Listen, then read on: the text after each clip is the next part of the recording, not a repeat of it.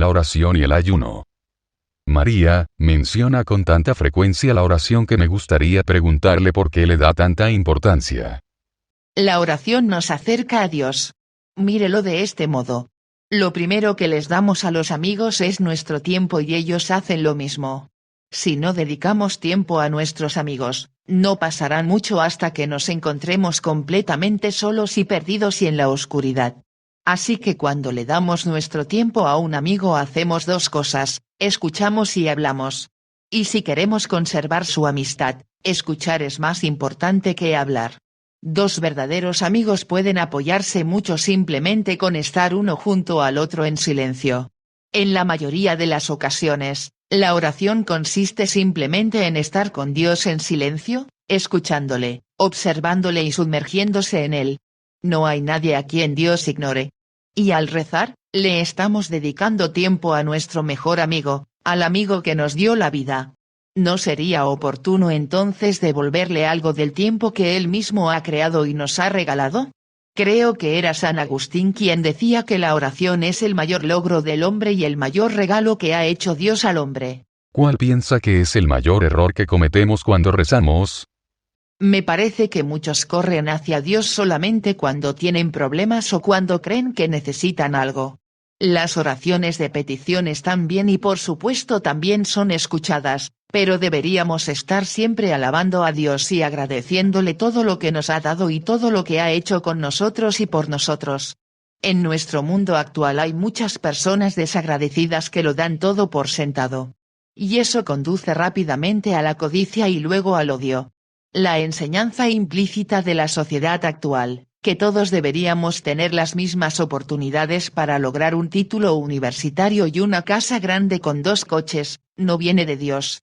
Dios revela sus mayores secretos y concede sus mayores alegrías a los más pequeños de entre nosotros.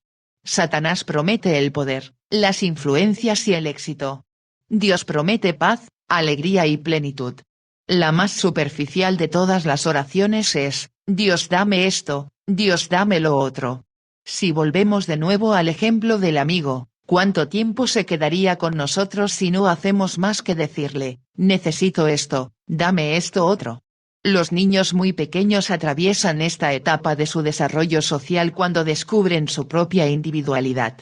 Les vemos lanzando los cubos de plástico a la cabeza de otro niño, quitándose la pala de un tirón y echándose arena a los ojos. En esta etapa se les debe enseñar la disciplina. Las oraciones también deben incluir hola, gracias, perdón y te quiero. Entonces, ¿debemos aprender a hacer oración y a desarrollarla? Sí, así es. Debemos aprender a hacerla, y a desarrollarla, desde nuestro interior, donde Dios realiza el mayor de los milagros. Las personas verdaderamente piadosas no dan nada por sentado y enseguida ven, escuchan y palpan la grandeza de Dios en las cosas más pequeñas, tanto interna como externamente. Al orar le ofrecemos a Dios todo lo que tenemos dentro y todo lo que se encuentra a nuestro alrededor. Los niños aprenden a hablar solo cuando escuchan, y esto también debería darse entre el niño y Dios. Si el niño comprende que Dios está siempre a su lado, aprenderá rápidamente que le quieren y que se encuentra protegido. Y es algo que no lo puede hacer solo su familia y sus profesores. Un niño sensible que no conoce a Dios puede sentirse perdido cuando aprende que sus padres y sus mejores amigos también cometen errores. Los niños que sí lo conocen encuentran el equilibrio y son fortalecidos enormemente. Son los que aprenden a relacionarse afectivamente con todos y con todo lo que tienen a su alrededor. Los niños a quienes se les niega que puedan conocer a Dios crecen con miedo, lo que les lleva a la necesidad de buscar el poder, un estatus y bienes materiales.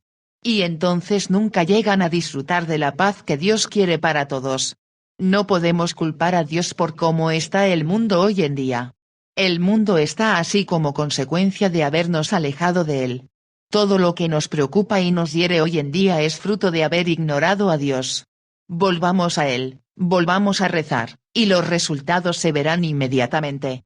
Dios es el único amigo que nunca, nunca, duerme. Entonces, si debemos aprender a rezar, quiere decir que debemos empezar primero dando pequeños pasitos, como hacen los niños. Sí, exacto. Siempre y cuando seamos muy conscientes de que no debemos juzgar las oraciones, no existen oraciones pequeñas o grandes, oraciones de sobresaliente o de suspenso. Dios es Dios, y el verdadero santo es quien se hace completamente humilde ante Él. Por eso la Madre Teresa podía decir con sinceridad, soy mucho más pecadora que cualquiera. ¿Cuál sería su consejo para alguien que nunca ha hecho oración y quiere empezar a hablar con Dios esta tarde? Que apague la televisión, que ignore. O mejor que desconecte el teléfono, que se vaya a su cuarto y cierre la puerta. La oración es lo único con lo que podemos permitirnos ser completamente egoístas. Después, en silencio, que le diga a Dios que desea estar cerca de él. Es algo que hay que hacer de manera habitual, sin dejar que Satanás nos aparte de Dios con su palabrería del yo, yo, yo. Después, que aprenda más sobre Jesús, su sagrada familia y sus discípulos. Son pasos pequeños y constantes para entrar en la presencia de su amor total. Luego que ponga en un rincón de su habitación, donde encuentre la paz y el silencio, una imagen de Jesús o una cruz. Allí escuchará a Dios más claramente. Que vuelva su corazón en dirección a Dios. Que se lo entregue a Dios, solo a Dios, durante ese tiempo. Se puede comenzar, quizá, con 15 minutos y aumentar gradualmente el tiempo hasta 1 hora. Si se hace oración durante un mes, nos sorprenderemos de la paz y la alegría que nos proporcionará, pero debo prevenir de algo, habrá distracciones que intenten distraernos de la oración y de Dios. Hay que ignorarlas con tranquilidad, pero con firmeza, y simplemente continuar con la oración. Luego, si sentimos la necesidad de cambiar toda la vida, y hoy en día el mundo está repleto de esta necesidad, habrá que acudir a un buen sacerdote y decirle que nos hemos alistado en el jardín de infancia de Dios y que queremos continuar este camino junto a otras personas. Para Dios, todos nos encontramos en la guardería. La conversión implica un cambio del corazón. La conversión significa parar todo lo que bloquea nuestro camino hacia Jesús. Podemos tomar entonces la Biblia y llevárnosla a nuestro rinconcito egoísta. Si ofrecernos todo a Dios y a su Santa Madre, al poco tiempo nos encontraremos inmersos en un estado de paz. No ha habido nunca una sola persona que en algún lugar de su corazón no sintiera la necesidad de tener paz. Dios mismo ha dicho, antes de que te formaras en el vientre, te conocía. Y esa experiencia, que nuestra alma se encuentre en la paz del Señor, se encuentra presente en cada alma en algún grado. El mejor de los maestros para llegar rápidamente a Dios es su madre, que después de todo también fue su maestra y su guía. Si en su iglesia se ignora a María, o se sostiene que su papel no es necesario, entonces hay que decir al sacerdote que reinstaure su culto o seguir buscando hasta encontrar a alguien que pueda ayudarnos. Existen hoy en día, por ejemplo, santuarios marianos o centros de Medjugorje prácticamente en todos los estados y todos los países. Allí se pueden pedir los mensajes y llevárselos a casa. Se pueden estudiar en nuestro tiempo de meditación, pero no hay que ir demasiado rápido. Meditar un mensaje cada 3 o 4 días es más que suficiente. Así como todos hemos crecido poco a poco, también nos iremos acercando a Jesús paso a paso con lo que ella nos dice. Una vez que hayamos dado estos pequeños pasos para cambiar de vida, muy pronto nos daremos cuenta, y esto lo aseguro con todo mi corazón, de lo verdaderamente importantes que son. Hay que hacerlo con el corazón y no con la mente. Hay muchos teólogos brillantes que tienen aún que descubrir a Dios en las cosas más simples y puras. ¿Dicen algo las benditas ánimas del purgatorio cuando se dan conversiones en sus familias? Oh, sí. Muestran una gran alegría y, por supuesto, ellas también ayudan en el proceso de conversión de sus parientes. María, al buscar una iglesia, ¿tiene alguna sugerencia para quienes queremos buscar una comunidad para rezar en presencia de Dios? Solamente unas sugerencias para acercarse rápidamente a la totalidad de la verdad del Evangelio. Se deben evitar las iglesias en las que no se habla claramente en contra del aborto. También las lideradas por una persona con excesiva capacitación y, por tanto, con demasiado poder, y las que atacan al Vaticano, y aquellas que llevan actos sociales al interior de los templos. También se deben evitar aquellas en las que se enseña que Satanás no existe. Y las iglesias que invitan a participar en determinados ejercicios mentales diciendo que acercan más a Dios. Esos ejercicios son muy peligrosos. No podemos olvidar que Jesús está siempre con nosotros y no necesitamos de ningún ejercicio mental para llegar a Él. Se debe buscar una iglesia que crea en el credo niceno o el credo de los apóstoles, o al menos, en alguna variante cercana. ¿Existe algún tipo de oración en particular que sea mejor que otra? No. Dios nos conoce infinitamente mejor de lo que nosotros le conocemos a Él. Todos hemos sido creados de maneras muy distintas, entonces la mejor oración para uno es aquella en la que mejor rece. Y no hay que olvidar que Dios conoce lo que es mejor para nosotros, para los demás y para el mundo entero, entonces lo mejor es rezar mucho para que se cumpla siempre la voluntad de Dios. Y además de hacer oración sería muy bueno seguir el consejo de Jesús en el Evangelio, y comenzar también a ayunar. El ayuno beneficia nuestra vida de oración inmensamente, y la oración nos ayudará a ayunar. Hay muchos libros muy buenos sobre el ayuno. Con la combinación de oración y ayuno nos acercamos mucho más rápidamente a Dios y a su Madre en el cielo. Seamos como niños y abandonémonos a ellos con total confianza. Junto a ellos encontraremos la paz y la verdadera alegría de estar vivos. ¿Cuál es en su opinión la definición correcta de ayuno? El ayuno, tal y como lo practicó y enseñó Jesús, a la vez que la oración, es una disciplina espiritual que debemos alcanzar inicialmente a la hora de consumir alimentos. Nuestra madre nos enseña que lo ideal es alimentarse de pan y agua al menos un día, o 2 o 3 días, a la semana, preferentemente los viernes.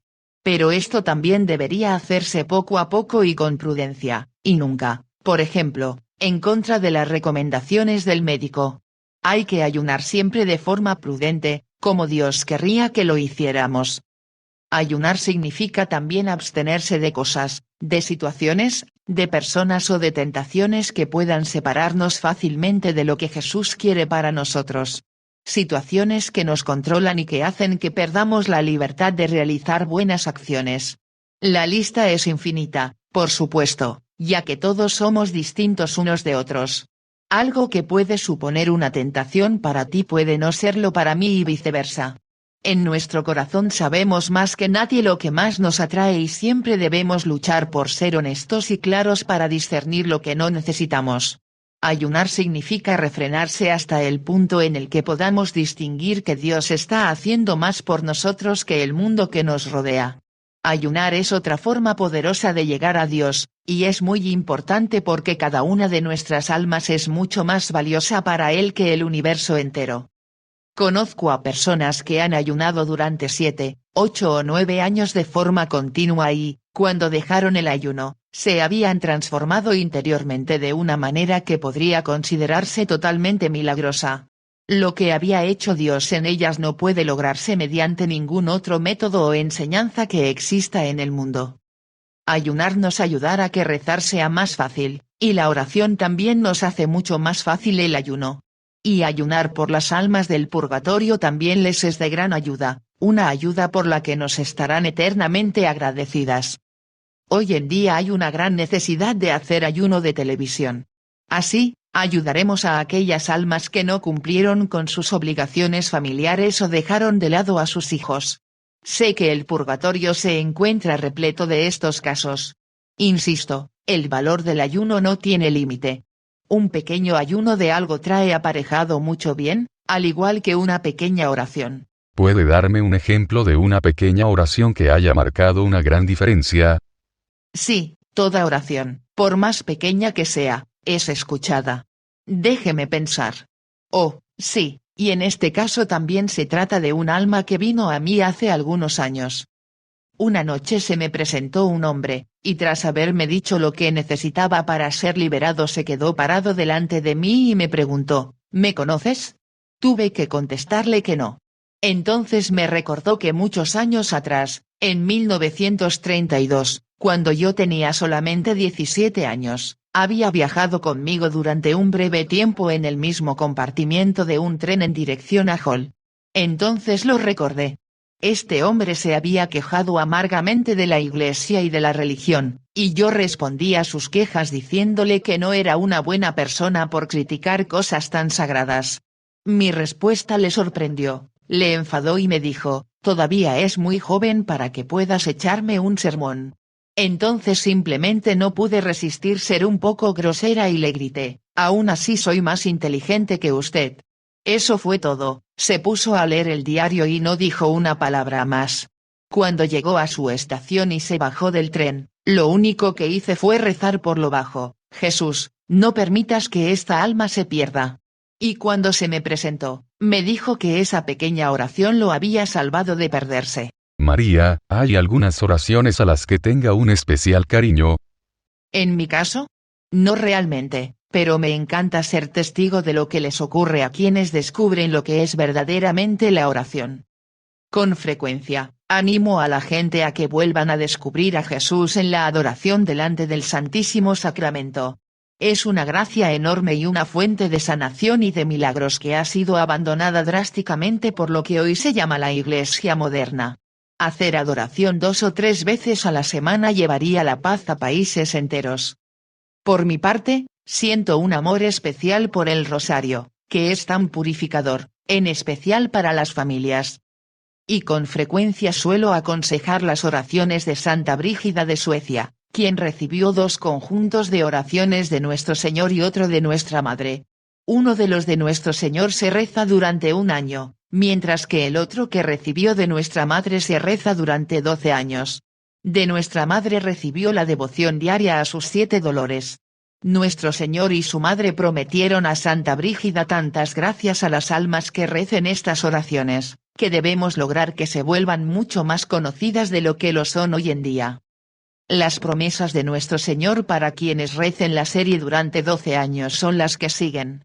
Las recuerdo porque son solo 5, aún así, la inmensidad de estas 5 promesas es innegable. A todos aquellos que recen estas oraciones Nuestro Señor les promete: aquel que la rece no sufrirá en el purgatorio. Aquel que la rece será aceptado entre los mártires como si hubiera derramado su sangre por la fe. Aquel que la rece puede elegir a otras 3 personas a quienes Jesús mantendrá en un estado de gracia suficiente para que se santifiquen. Nadie, de las 4 generaciones siguientes de quien rece estas oraciones, se perderá. Aquel que la rece será advertido de su muerte 1 mes antes de que ocurra.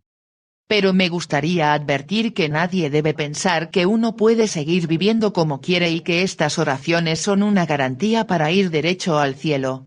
Uno debe vivir cerca de Dios con toda sinceridad mientras reza estas oraciones, y desde entonces en adelante. Porque quien piense que puede ser más listo que la luz de Dios, se llevará una sorpresa muy incómoda cuando llegue el tiempo de ir hacia ella. Las almas del purgatorio pueden pedir otras cosas a sus familiares aparte de oraciones. En algunas ocasiones, sí. Puede ocurrir que un alma que acortó su vida por fumar demasiado venga a pedirle a un familiar que deje de fumar por un tiempo. Entonces esto sería un ayuno, por supuesto. ¿Es bueno y válido rezar por los animales? Sí, es bueno y ciertamente tiene sentido rezar por los animales enfermos aunque no tienen alma. Podemos pedir por su paz y salud. Y deberíamos llevar a bendecirlos, porque Satanás odia todo lo que está cerca de nosotros o nos ayuda. ¿Cuál es la importancia o el significado espiritual de juntar las manos cuando rezamos? Si juntamos las manos mientras rezamos, Dios nos da más gracias. Esto es lo que las almas me han dicho. ¿Cuánto deberíamos rezar por los demás en contraposición a lo que rezamos por nosotros mismos? Oh, deberíamos rezar mucho más por los demás que por nosotros mismos. Como norma general deberíamos hacer menos por nosotros y dar más a los demás. Eso es lo que Dios quiere de nosotros.